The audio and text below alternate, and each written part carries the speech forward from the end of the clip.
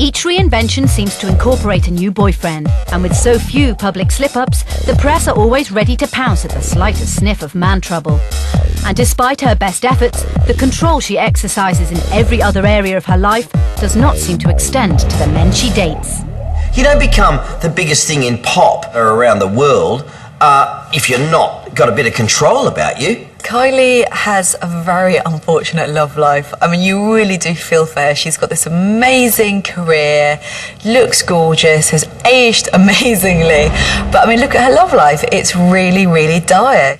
I think that it might be that you might have not been a love rat prior to going out with Kylie Minogue. But the problem is, once you've pulled Kylie, right, from a bloke's perspective, if you pull Kylie Minogue, that'll go to your head. Even if you're the most modest bloke in the world. I went to lunch with Kylie once and I went around thinking that I was Casanova for about the next year. We only had ex-Benedict. Because there's absolutely nothing you can say against Kylie Minogue, the only thing the press have to pick at is her apparently poor choice of relationships. And because she seems to be unlucky in love, and because her first song was I Should Be So Lucky, press people love nothing more than a bad pun. And so we're always picking up on the fact that Kylie's unlucky in her relationships. Kylie's choice of boyfriend in 2003 led her to face a potentially very damaging PR situation. She was dating British model James Gooding, and that year she performed on stage at the Brit Awards with Justin Timberlake. During the performance, Justin grabbed Kylie's bottom, and the next day it made headline news, despite neither star presenting nor receiving an award. It was a phenomenally successful PR stunt, and rumours circulated about whether they had spent the night together after the show. Kylie's boyfriend James Gooding was riled by the incident and went straight to the tabloids to dish the dirt. James Gooding's kiss and tell on Kylie Minogue was one of the all-time greats. He was a star of the stature of Kylie. It's rare you get kiss and tells on female stars on that scale. Even rarer to get one with someone who wasn't just a one-night stand, but someone who'd had a sustained relationship with her. I mean, we got that through two things, like persistent journalism and charm, and, let's be blunt about it, shed loads of money. What James Gooding told us was what the real Kylie was like. Icy, determined, career-obsessed, unemotional, hard work. What's interesting about that is, even if he's right, even if that's all true, the public is so allied behind Kylie that they all came out against him for daring to speak up against her. You're not going to win in a war of words against someone who is so genuinely liked by the public as much as Kylie Minogue. There's no point in attacking her. Nothing is going to stick, and you're just going to look bad. We never heard a dicky bird from Kylie after the James Gooding story. She's a bit like Madonna. Never complain, never explain. Of course, Kylie wasn't alone for long, and was soon papped out with half French, half Spanish actor Olivier Martinez. Martinez complimented the new Bardot image that Kylie sported in the video for Slow. She had long blonde hair and a bright red pout as she writhed around the poolside in Barcelona, surrounded by hunks. He looked like a bad boy. I think we could all see that. I think we're all trying to yell at Kylie. You know, he's probably not going to work this one.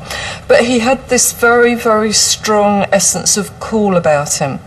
He never really played up to the cameras, and he didn't try to look too sexy. He always looked like he'd just crawled out of bed, really, you know, with that slight stubble and hair and everything like that. I think it was very grown-up sexiness, and that was the only thing that Kylie was missing in her repertoire.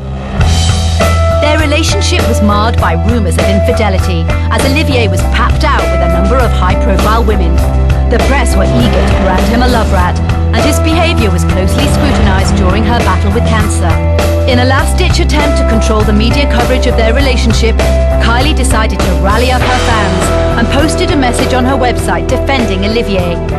The sad thing about those two was that she was diagnosed with cancer. Now, I don't know what kind of stage their relationship was at, and something like cancer is the kind of thing that could break up a loving relationship anyway. And I think he got the rough end of the stick in his treatment by the press, because you know, he did stand by her. It'd be a pretty nasty person who did dump somebody who was seriously ill.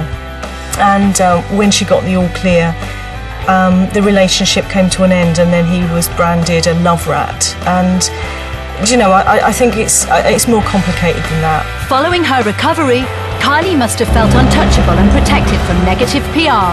Throwing caution to the wind, she was soon packed on holiday with film director Alexander Darm. Snatched pictures of the couple were published alongside interviews with Darm's wife, who had been left at home, 7 months pregnant. Kylie's PR team couldn't seem to get their story straight when quizzed about her and Alexander's relationship. Had sweet Kylie turned into a marriage wrecker? She's seen on a boat with a bloke whose wife is just about to give birth, who doesn't actually know where he is being besieged by the press, and the only thing the poor woman can say is like, I'm sure they're not having an affair, he directed her in a commercial, they're just good friends, they have a working relationship. I mean, what can the poor woman do? It did spark a lot of headlines of what on earth are you thinking, Kylie? Because no one wants to see her as a marriage wrecker. I mean, if it was entirely innocent, you kind of want to say, what are you doing? I can't believe that somebody who's been in the public eye for as long as Kylie didn't actually think, hang on, this is going to look a bit dodgy, isn't it? It's extraordinary she even put a statement out saying that nothing untoward was happening, that she doesn't do that. Kylie doesn't put statements out, hardly ever. It's got to be a really serious subject like it was with the breast cancer. So it's extraordinary that she did that. But it shows that she was obviously very worried about her reputation. Kylie may have been quick to quench the tabloid rumours this time, but after battling cancer, was her recklessness an indication that she was feeling more invincible than ever? And with her biological clock ticking, is Kylie prepared to go to new lengths to get her man? When you come face to face with her and meet her, especially now knowing what she's been through with her breast cancer ordeal, you feel obliged to ask her nice questions about nice things and not go to dark places where she might have to relive awful ordeals. Kylie's always said that she's desperate for children and that that's something that she wanted to do, but I think it's an interesting story in a sense because it's a story of a lot of women of Kylie's generation who've gone for the career and then kind of only realised too late that probably kids and stuff doesn't happen unless you put the brakes on a bit earlier and make it happen. Really, she's an example of a modern woman who thinks that she can have it all, but in actual fact she can't. Kylie's closest friends and the man most often attributed to her success and her image that we now know is William Baker, and he recently put on a production of Rent in London where Kylie came to the first night, and afterwards there was a backstage after party and Kylie was talking to a woman who was about 42 now, and I heard some of their conversation. It actually was quite heartwarming, but their conversation went like this. The woman said to Kylie, darling, I had a baby when I was 40, so don't worry about it, there's still hope for you. And Kylie said, well, I'm absolutely desperate to have children. That's a wonderful story, I find that very heartwarming. I'm really glad, that it's still possible for me. So it seems to me that that's the one thing Kylie really, really wants in her life, and that's the thing that's missing. Coming up, Kylie causes controversy with her new look and staying power. I hate it. I think it's absolutely terrible. It's almost like she's having a midlife crisis and she wants to be somebody else all of a sudden. But for how much longer can she keep up the pop pretense? I think for Kylie there's a definite end date to this and I think she knows it.